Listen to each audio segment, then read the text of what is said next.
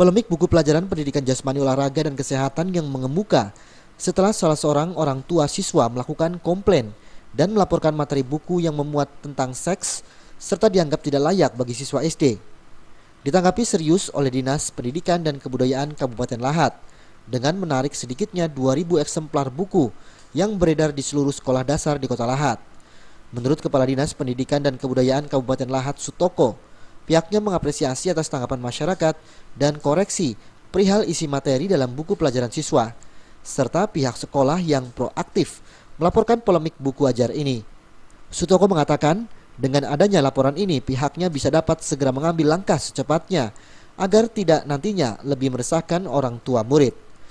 Dinas Pendidikan mengambil langkah-langkah prinsip, yaitu menandatangani secara resmi surat penarikan sementara buku Pendidikan Jasmani Olahraga dan Kesehatan untuk SD MI kelas 5 karangan Deden Heryana, Giri Ferianti yang diterbitkan oleh Pusat Perbukuan dan Penarikan sementara buku Pendidikan Jasmani Olahraga dan Kesehatan Sekolah Dasar ini setelah melakukan kajian internal terhadap isi buku dan mempertimbangkan hasil kajian dari pihak Dewan Pendidikan Lahat dan Lembaga Perlindungan Perempuan dan Anak Lahat, di mana mereka menganggap pembahasan pada bab 5 buku tersebut tidak layak bagi siswa SD.